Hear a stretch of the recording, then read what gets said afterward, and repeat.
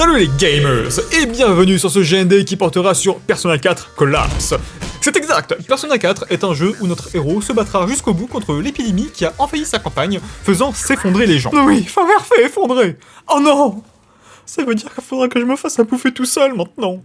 Mais c'est cruel en fait.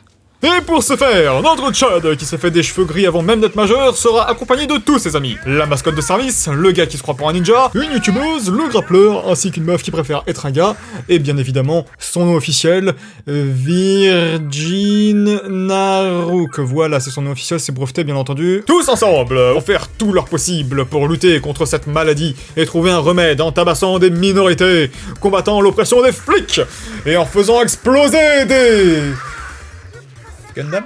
Mais afin de mieux comprendre comment ces lycéens vont pouvoir contrecarrer les maléfiques plans du Covid-4 dans ce RPG tour par tour Slice of Life qui est quelques clics, intéressons-nous 2 secondes à son gameplay.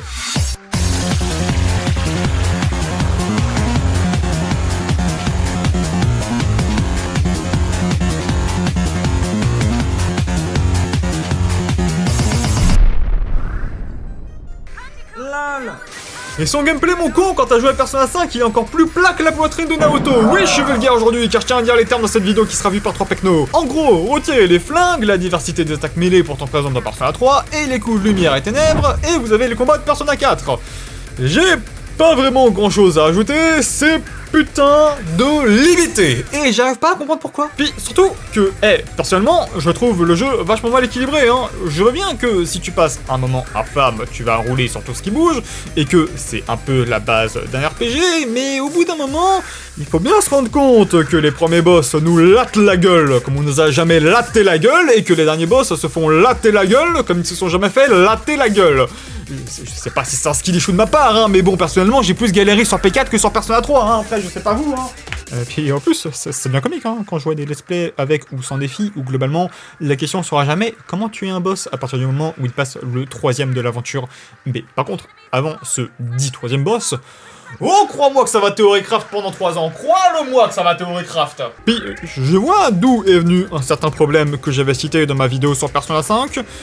Les boss sont inintéressants pour la plupart, car ils n'utilisent pas le système de combat qui leur est donné. À part les premiers boss, aucun d'entre eux n'a de faiblesse à exploiter pour jouer autour, et comme la plupart du temps ils sont aussi insensibles à tous les statuts, c'est pas déconnant qu'après les premiers, de juste taper dans le tas sans en avoir quoi que ce soit à foutre des ennemis. Après, honnêtement, je fais genre que c'est Persona 4 qui a amené ce problème, mais en vrai c'était déjà le cas sur d'anciens jeux genre Shin Megami Tensei 3, mais lui au moins avait la décence de se baser plus sur le fait de se buff et débuff l'adversaire en boucle, ces derniers étant vraiment très puissants en jouant justement là-dessus. Là où dans ce jeu, tu tapes, et tu vois un message qui dit que le boss prépare un truc, donc tu gardes, et tu tapes.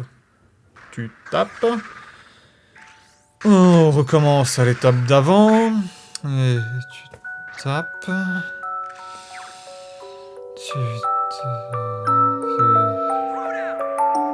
et tu tapes, et c'est terminé après, le boss n'a plus de vie.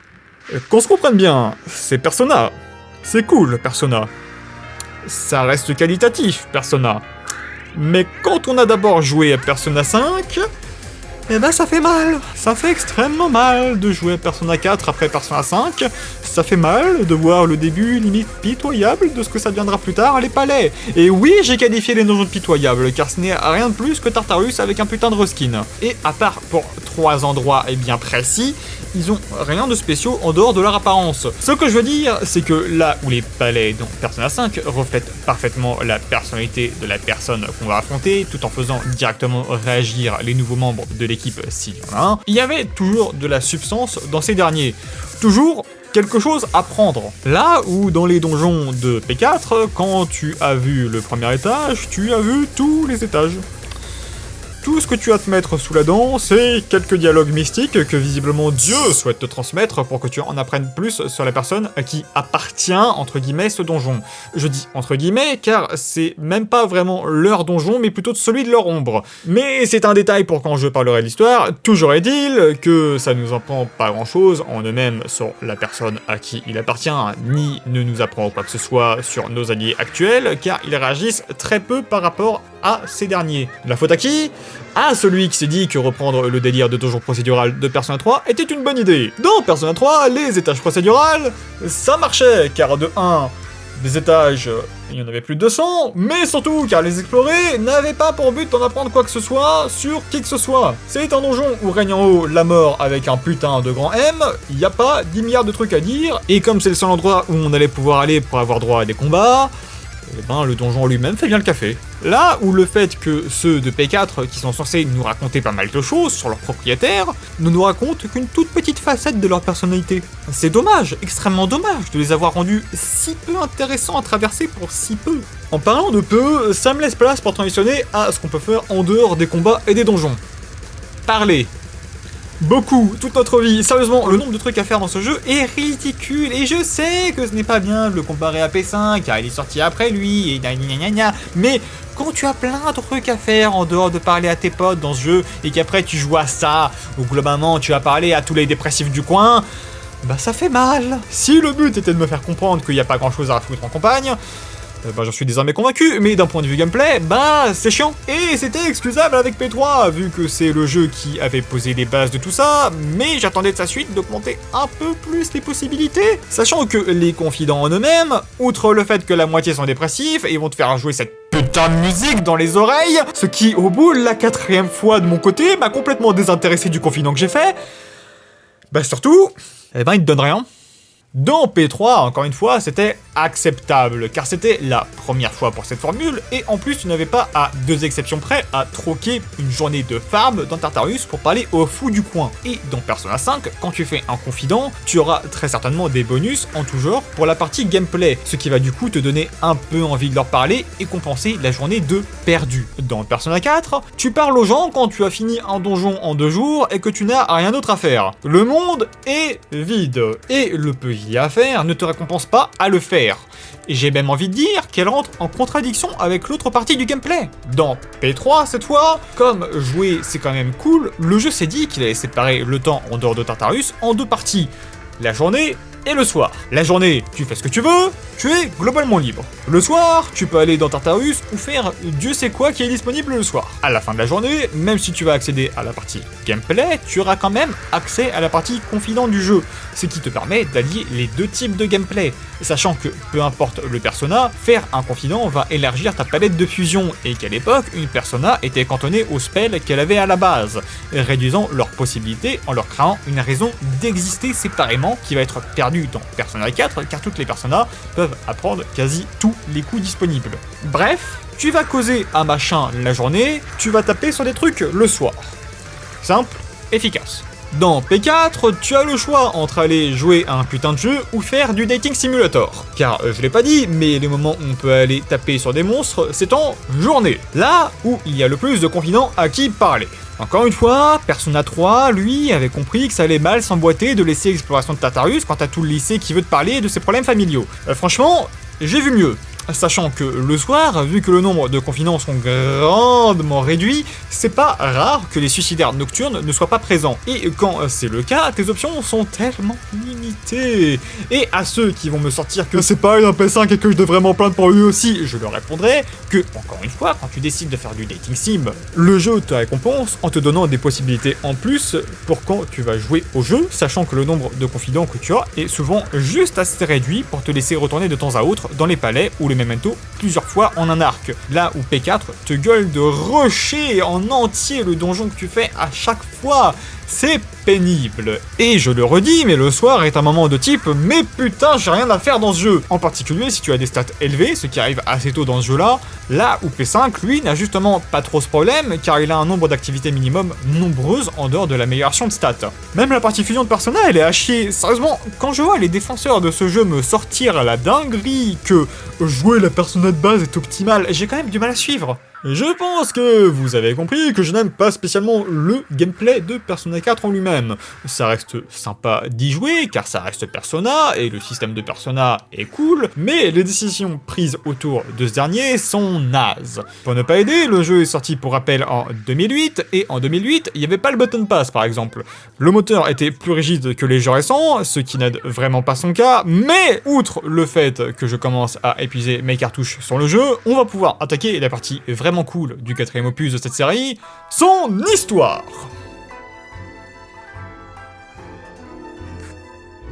Pour rappel, j'avais dit dans ma vidéo sur Persona 3 que ce jeu a la meilleure histoire de tous les Persona, ou du moins des 3 derniers. Et pour l'expliquer clairement, je ne vais pas prendre de pincettes avec une zone sans spoil. Si vous n'avez donc pas encore joué au jeu et que vous ne voulez pas vous faire spoiler quoi que ce soit, le timecode vous fut déjà montré lors de la transition. Sachez toutefois que c'est une très bonne histoire policière, en quelque sorte, qui n'a de moments de mou que sur ses fins optionnelles et épisodes filler présents dans tous les Persona. Si vous ne savez pas grand chose autour de cette série, je ne peux vraiment que vous conseiller d'aller y jouer, ne serait-ce que pour connaître le récit de ce dernier. Pour les autres, Persona a souvent eu, je trouve, le délire de mettre les enjeux de l'histoire à échelle limite planétaire. Que ce soit avec la mort de tous ceux qui vivent dans le 3 et l'esclavage de l'humanité dans le 5, clairement, les petits groupes de personnages qu'on contrôle ont beaucoup de responsabilités sur leurs épaules. Et ce n'est pas mauvais en soi, juste que je trouve que souvent tu perds une petite saveur bien particulière des histoires plus recentrées. Je m'explique, non ça c'est ma catchphrase dans les filles de singe, je développe ma pensée. Si les conséquences d'un acte raté revient à la mort d'un groupe de gens, dans la vraie vie, ce serait dramatique, mais dans un récit, ce serait la mort d'une statistique. Alors que si les conséquences d'un acte raté revient à la mort de votre pote, dans la vraie vie, ça fera une nouvelle de merde en plus pour CNews, mais dans un récit, c'est dramatique. Et ceci, quand vous connaissez ce qui va arriver à un certain personnage, je pense que vous serez d'accord avec moi. Des exemples comme ça, il y en a plein dans beaucoup de séries, mais gardez ceci en tête, et revenons sur ce point plus tard. Le contexte de cette histoire, c'est qu'on a dû déménager en campagne parce que visiblement nos parents en avaient marre de voir qu'on vieillit aussi vite. Sérieusement, tous ces jeux sont gris alors qu'il est encore au lycée. Et que des rumeurs sur le fait que si quelqu'un apparaît sur la télé lors d'une nuit de forte pluie, alors cette personne est votre âme sœur. Non, on n'en est pas encore au meurtre. C'est alors que le protag et ses potes, fait en l'espace d'une discussion de 5 minutes, le disent que ce serait marrant d'essayer, et le soir, tout le monde voit l'accroche de notre pote, Saki. Sauf que la dite Saki, elle meurt. Bon, outre le fait que retrouver un personnage qui a son propre splash art perdu dans des fils électriques n'est pas la chose la plus gaie du monde, elle met surtout en avant ce que les personnages risquent d'une manière un poil plus directe que dans Persona 3. Une mort soudaine, certainement électrifiée. Si je dis que c'est déjà plus direct que dans Persona 3, c'est parce que dans P3, les victimes qu'on nous montre en exemple de ce qu'on suppose va arriver si on échoue, sont soit des PNJ planqués au détour d'un couloir, soit des noms droppés dans des dialogues plus ou moins importants. Sachant que le syndrome apathique dans Persona 3 n'est en soi pas létal tant qu'il y a quelqu'un à côté pour vous aider. La statistique, le drame. Mais pour l'instant, on n'en sait pas plus. Revenons donc sur cette intro. Puisque cette nuit vous avez certainement chopé la bière de votre nouveau papa, vous êtes soudainement pris d'une envie de câlin avec votre télé. Ce qui, à votre surprise, donne cette scène.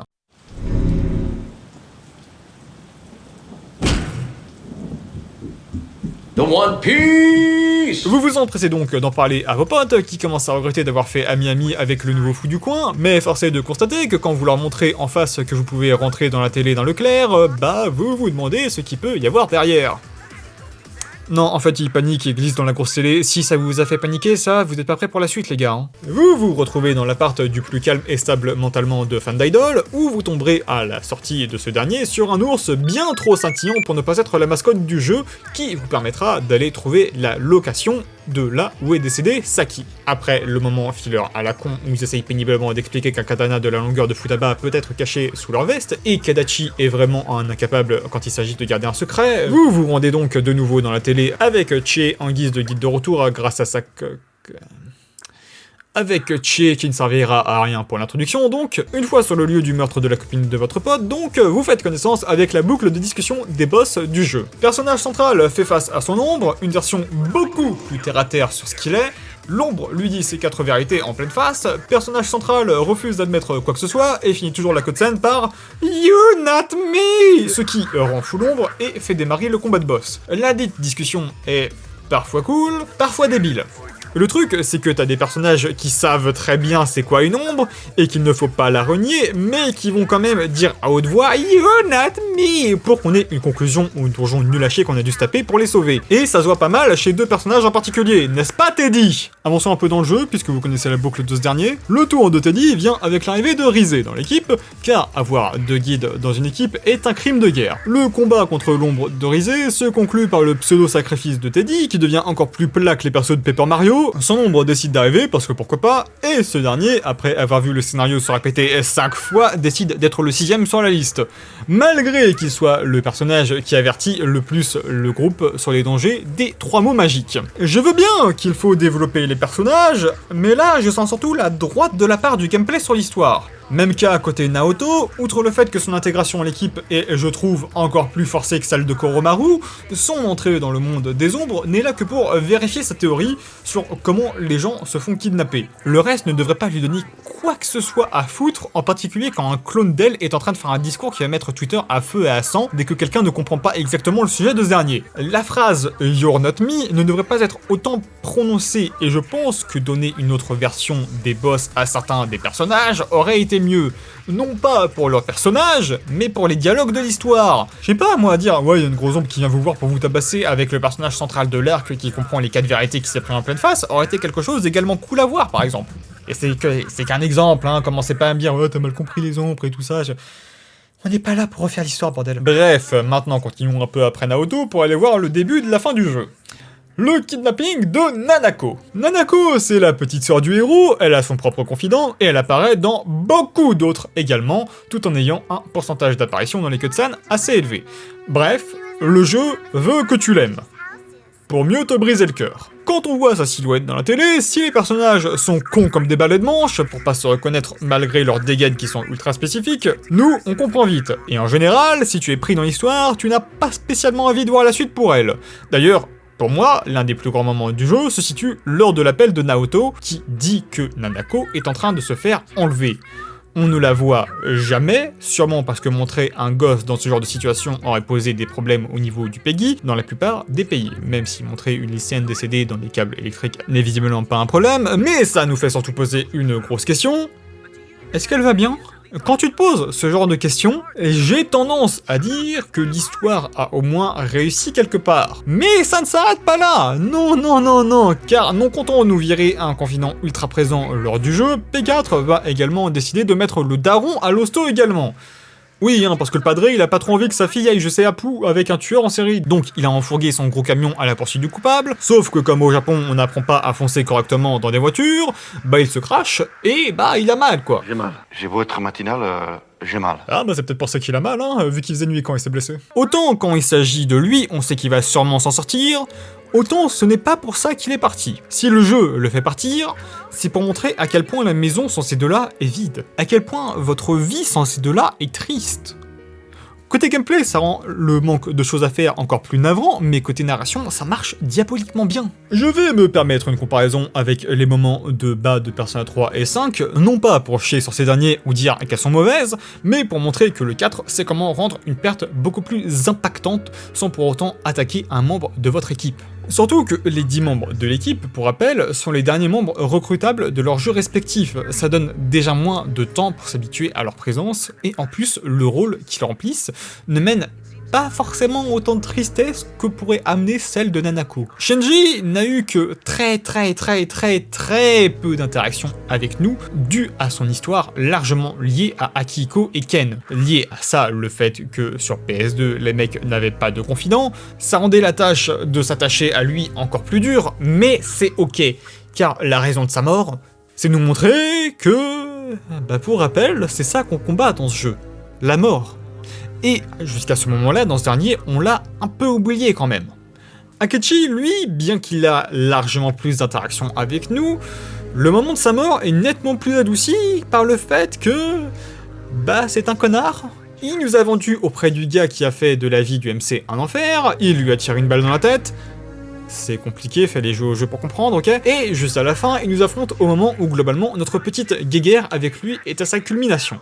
On est triste de ce qui lui est arrivé, car on a vu qu'on aurait pu être potes, mais il nous donne surtout une raison supplémentaire d'aller se faire le maître du palais, car il est celui qui a fait qu'Akechi et vous ne pouviez pas être amis. C'est plus de la frustration que de la colère, de la tristesse ou je sais pas quoi, si vous voyez ce que je veux dire. À côté, Nanako et par extension le padré ne sont certes pas des membres de votre équipe, mais vous tissez beaucoup de liens avec eux, car ils sont au centre de beaucoup de conversations. Dans une histoire où, si on n'est pas dans un filler, on nous dit à quel point la ville est chiante et qu'un tueur en série s'y balade.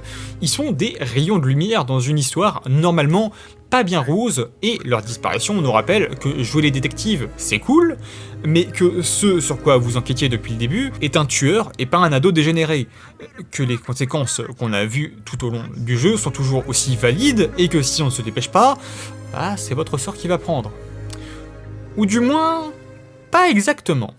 En vérité, le vrai moment tragique se situe après le sauvetage de Nanako. Je ne l'ai pas dit, mais à chaque fois qu'on sauve quelqu'un, la dite personne sauvée est comme sapée de son énergie. Une question de gameplay, bien sûr, mais si pour des ados, c'est les clous juste au lit comme pour le faire une vilaine grippe, pour un enfant par contre, peu importe ce que vous ferez, sa mort à l'écran devant nos yeux va se produire. Moi, je trouve ça fou. La mort d'un gosse, c'est l'un des trucs les plus tabous dans le monde de l'audiovisuel.